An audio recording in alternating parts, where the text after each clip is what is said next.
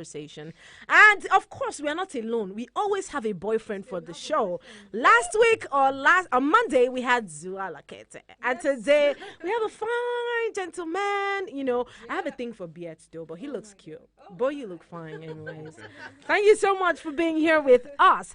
Now, you know, we talked about what today will be like here on the show, and we will be talking about menstrual hygiene. It's the menstrual hygiene week here at Eagles, not just Eagles 102.3. It's celebrated all over the world, yeah, if I'm correct. And, you know, this week or this particular week, this time of the year is we are committed. So when you see hashtag we are committed on Instagram, on Twitter, on TikTok, on wherever you see it and it's trending, know that it's because of the menstrual hygiene week. And the theme for this year's menstrual hygiene week is making menstruation a normal fact of life by 2030. Of course, it's a normal fact of life. Who says otherwise? Do you say otherwise? Do you see otherwise? Nobody says otherwise. Anyways, of course, I'm not going to be alone in the studio. The normal gang, Olu Bubus. Oh, to the L, to the U, to the she's here with us in the studio today. And we have some amazing guests with us. And I'll you know, just go right into introduction. We have Aweni Geme. Some part of you was wishing I would say that wrong. Aweni Geme Kemet, and he is from the Redbox HSE Foundation. Also, I have Kiaja Sheminingi. You guys don't sound Nigerian. All your names don't sound Nigerian.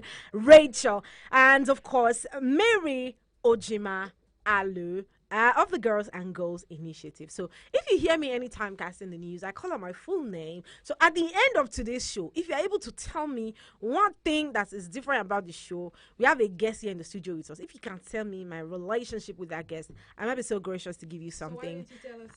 I'm not telling. I'm not telling. I'm not telling you guys at the end of the show. But yes, together with this amazing people, we will be championing the conversation menstrual hygiene. So let's get straight into it. I'll start with you, Kenneth. What is period stigma? Period stigma simply means a way in which the society has boxed up the female gender during her period. She's not being associated with. She's being tagged unclean in one way or the other. Some religion, some traditions or customs really don't see her as a normal human being during her period. So some of these factors kind of tag her, you know, in one way or the other negatively. Okay. Yeah. All right, let's go on with you. Shemenenge, what is period stigma? Period stigma is basically say menstruation stigma or discrimination for people who menstruate. That's what period stigma is about. Okay. So many times when women or people who menstruate cannot actually come out and be vocal about the fact that they are seeing periods. We find out that people give them code names or people don't want to people talk in hushed tones like I don't want to let even the next female know that I'm on my period. And it's as a result of the fact that people feel it's not normal. You should not let the other party know that you're on your period. That's why we have period stigma. And you know, to think that if you heard what we were talking about in the last show, where someone was saying like, I the first time I'm going to be on my period, I was just 13, and my entire seat was stained. I couldn't even stand up. I was there for hours until my mom came to get me from school and all of that. So these are the kind of things we're talking about, where people are not able to accept the fact that I'm a human being. I bleed 3 times a month. 3 times, 3 times every month. I have to bleed, and that needs to be like accepted. Well, let's get to you, Mary. What are some of the myths that enable period stigma? Yes, sorry. What are the myths that enable period stigma?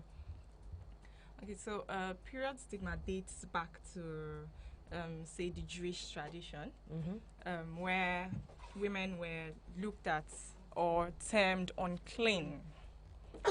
There's a term for it. It says, I think it's nida. It means one who is excluded. That's what the word means, nida. It means you're excluded. You should. There are spaces you cannot come into. In fact, I've heard of period huts. I don't know if our listeners or Period were aware. huts. Yes, period huts. Maybe for the first time. HUT, where like is a stay, a home, Oh, yes, Yes. yes, Yeah. yes, yes, yes. a home where So they keep them you there. stay till you're Don't Clean. Along with your period. clean. The Jewish tradition will even actually have you go sink yourself in a pool, To purify to actually yourself. purify yourself, and the myths are endless. You could hear people say you cannot pray at this Yes. particular time because you're on your period, you're termed unclean, you're termed dirty. So many Myths or myths misconceptions. or misconceptions are there that are actually attached to Human periods. periods. Now, I think it's relatable because we have all girls in the studio, but there's a he for she anyways. So he probably must have, seen this in girls one way or the other and what have you. But yes, do you think this is a fight that is very, this is something that can be fought? Yeah. It has been for as long as I can remember. I remember at the time where, it was time for me to begin to be the girl, the puberty girl and everything. I was so ashamed. Before I told my mother, is because I knew I didn't have any other option. And I mean, she's a go-to person. So it's like, don't worry. You don't need to buy anything from me. I know my way around these things. So I didn't want to talk about it. Do you think it's a fight that is sustainable? Something that can actually be fought? Let's hear you, Mary, then we go to the others. Yeah, absolutely. I believe that period stigma could be fought. But then again, we have to recognize when this happens, when people discriminate you as a result of menstruation. If I cannot identify where I'm being discriminated, then I won't be able to proffer solutions to them. And then first and foremost, the places that it starts with is you and I. Most times, we girls are the one that tend to make period look like a dirty thing. The last time there was a professor I was talking to, and she's like, how do you dispose your pad? And I was like, ew, I have to tie it inside the leather and all that. And she's like, you have to rinse off the blood. I'm like, how am I going to touch that? So it's still the same. You and I, we see it as something Taboo. that comes out of your body. You understand? Why do we treat it that way? So there is a solution on a personal level. On your own place, in your own place, you have to say, okay, this is something that comes out of my body. If I can deal with my feces, it's the same thing. I mean, it's the same thing, and it's a necessary thing. So when we've seen it that way, I believe it will change our notion about it. Then secondly, we have on the family level, most of our mothers, they find it hard to talk about period. And it's funny because this is something that every woman experiences. from generation to generation, we experience it. So if I'm experiencing this, I know my daughter is going to experience it. Why not find a way to talk about it? Why not find a way around it? So why do we have to use code language to talk about it? So I think that from the family, how do you approach these things? Do you talk to your girl and say, you have to hide yourself when you're on your period, you have to pack yourself? Yes, I agree, you have to pack yourself well, but these are normal things that happen. You have to make them comfortable in their own skin. There are some ladies that hate themselves during that period. And trust me, it's from the information they got from the home. How did my mom speak to me about it? There are some people that their father do not even know they have period.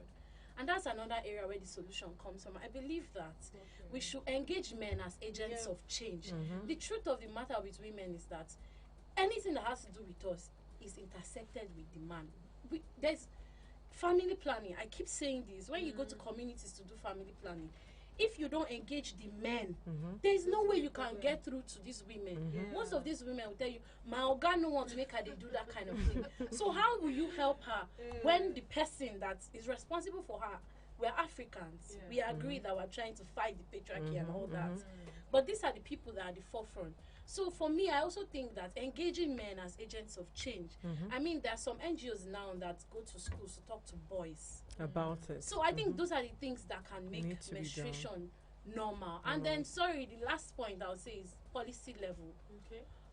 If if period pads are very expensive, until now we don't have any group seriously advocating for it. I'll say seriously because there are some people talking about it, but they are not so confident to say it out loud because everybody will be like, is it not menstruation?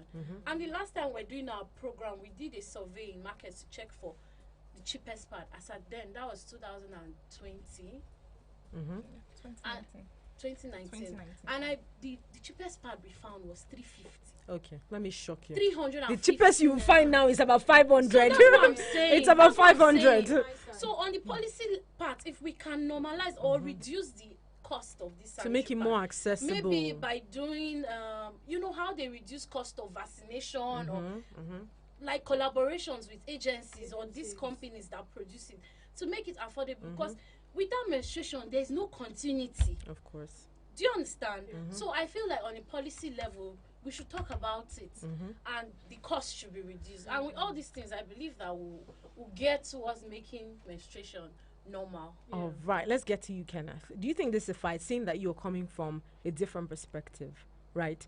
You understand that it's a woman thing and men don't usually concern themselves with it. You know, there was a time we had a conversation here in the studio talking about how supporting women during cramps can make the entire process even easier and lighter for that woman. Do you think it's a sustainable thing? And coming from your perspective, how do you think, this can be approached? We've discovered these challenges and we've atomized them, which my sister here just mentioned few. With my experience of going to rural communities, schools in rural communities, when I say rural communities, deep communities, to talk to these young girls and boys. I'm excited because it has to involve everyone. That's what I always talk about. The boys are very, very important because they will be fathers tomorrow. They will be husbands tomorrow. And if they don't begin to see menstruation as a norm to life now, then they will begin to see the other way that the older generation have been seeing it. It's a fight that